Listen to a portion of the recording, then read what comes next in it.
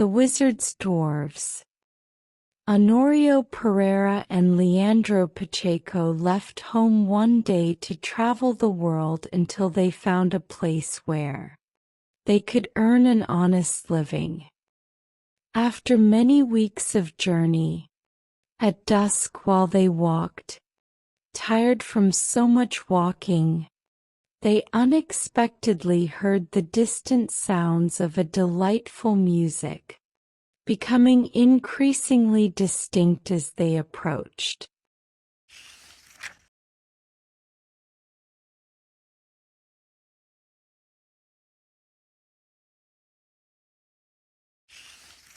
It was a strange harmony, but so gentle at the same time, that they forgot the fatigue felt after such a long and arduous journey, and hurriedly made their way towards the place from which those sweetest sounds seemed to come.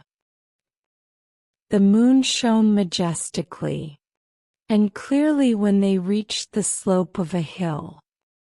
Then they saw numerous groups of little ones dancing joyfully, hand in hand forming a circle, like in the game Miss Widow from the other side.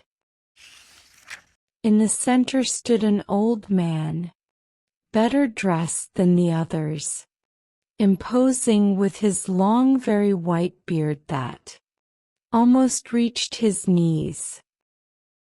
As soon as the old man, naturally the king of the little dwarfs, spotted the two companions, he made friendly gestures with his hand for them to approach, and the dancers opened the circle, giving them a clear passage.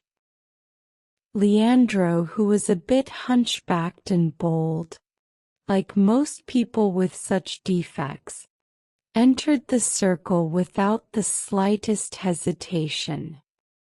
Pereira, more shy and timid, seeing his friend's determination, decided to imitate him.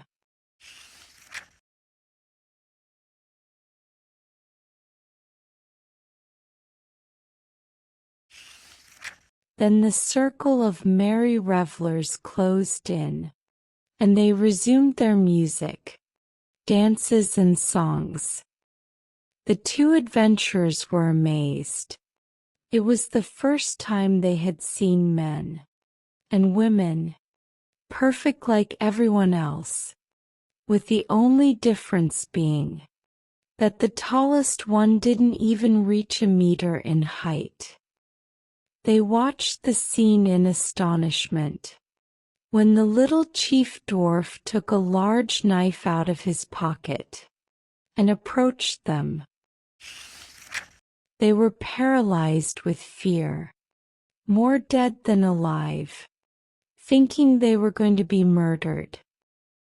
The old man, without uttering a word, grabbed the two travelers, first one and then the other, and in the blink of an eye, completely shaved their faces and heads, then said, "You did very well to agree to let me shave you. As payment I will give you a gift. Take with you a piece of that coal that is over there."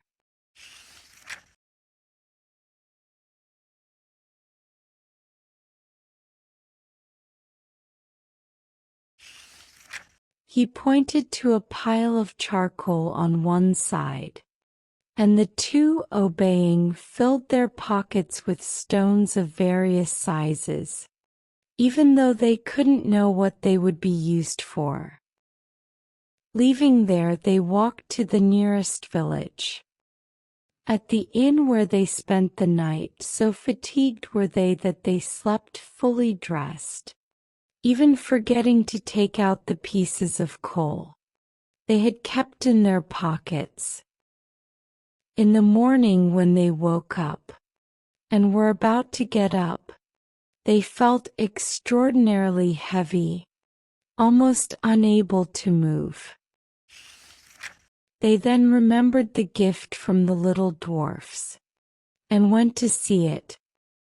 Instead of ugly black pieces of coal waste, they were surprised and delighted to find beautiful and enormous diamonds of extraordinary brilliance and fabulous value.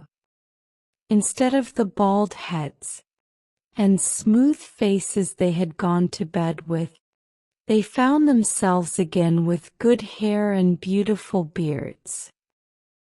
They were rich, but the hunchback Leandro Pacheco was not satisfied with his luck.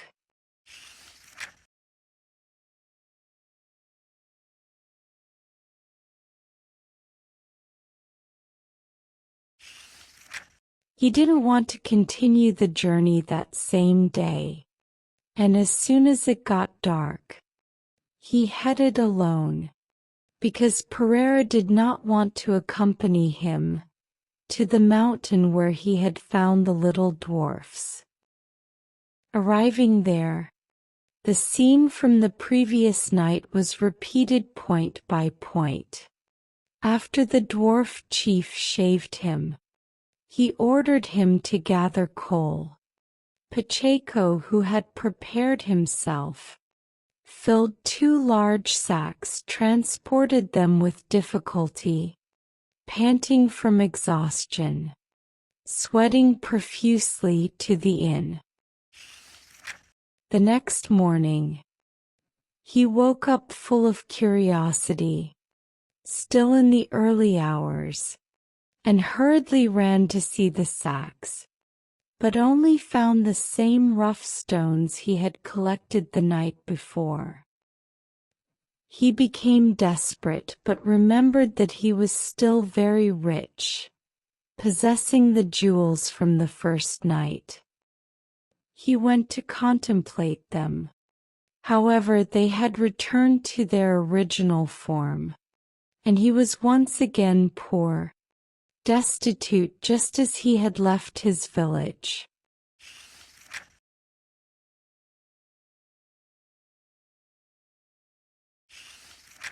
To top it all off, and as a punishment for his excessive ambition, he found himself without a single hair on his beard or head, and his hunchback had grown very much developed.